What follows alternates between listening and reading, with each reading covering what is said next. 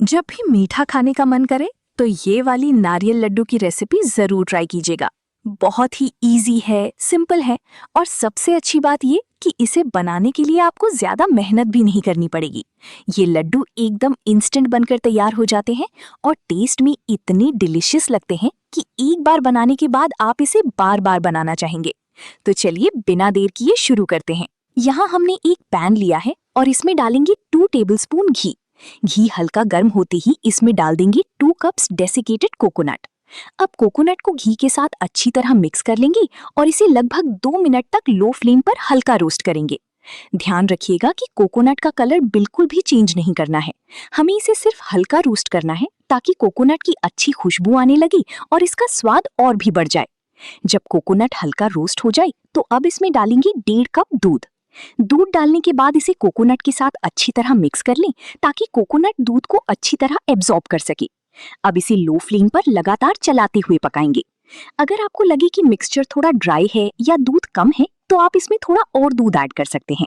यहाँ आप देख सकते हैं कि कोकोनट ने दूध को अच्छी तरह एब्जॉर्ब कर लिया है और मिक्सचर धीरे धीरे थिक होता जा रहा है। अब इसमें डालेंगे 1 कप से थोड़ा कम शुगर। आप अपनी टेस्ट के हिसाब से शुगर की क्वांटिटी कम या ज्यादा कर सकते हैं।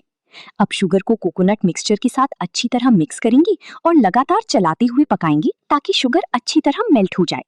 जैसे जैसे शुगर मेल्ट होगी मिक्सचर थोड़ा लूज लगेगा, लेकिन आपको बिल्कुल चिंता नहीं करनी है। इसे लो फ्लेम पर लगातार चलाते हुए पकाते रहिए। धीरे धीरे मिक्सचर फिर से थिक होने लगेगा।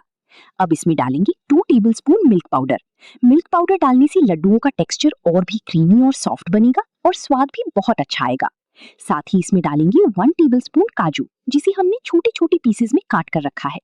अब इन सभी चीजों को अच्छी तरह मिक्स कर लेंगे और मिक्सचर को कुछ देर और पकाएंगे।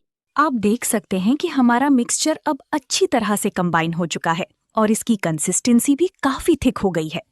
अब इसमें डालेंगे आधा टीस्पून इलायची पाउडर। इलायची पाउडर डालने से लड्डुओं में बहुत ही अच्छी खुशबू और फ्लेवर आएगा। अब इसे अच्छी तरह से मिक्स कर लेंगे। इसके बाद मिक्सचर को लो फ्लेम पर लगातार चलाते हुए थोड़ा और पकाएंगे जब तक कि ये और थोड़ा थिक होकर पैन को छोड़ने न लगे। ध्यान रखिएगा कि मिक्सचर को बहुत ज्यादा ड्राई नहीं करना है, क्योंकि अगर मिक्सचर ज्यादा ड्राई हो गया तो हमारे लड्डू सॉफ्ट और क्रीमी नहीं बनेंगे। जब मिक्सचर इस तरह से अच्छी कंसिस्टेंसी में आ जाए तब गैस को बंद कर देंगे और इसे थोड़ा ठंडा होने देंगे।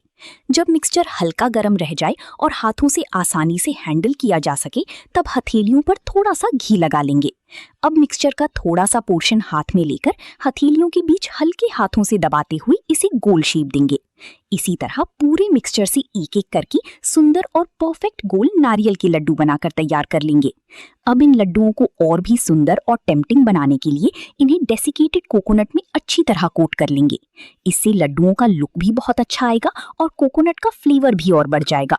देखिए कितनी सॉफ्ट, क्रीमी और डिलिशियस बने हैं। इन्हें बनाने में ना ज्यादा इंग्रेडिएंट्स की जरूरत पड़ी और ना ही ज्यादा मेहनत करनी पड़ी। फिर मिलेंगे एक और डिलिशियस रेसिपी के साथ। तब तक के लिए धन्यवाद।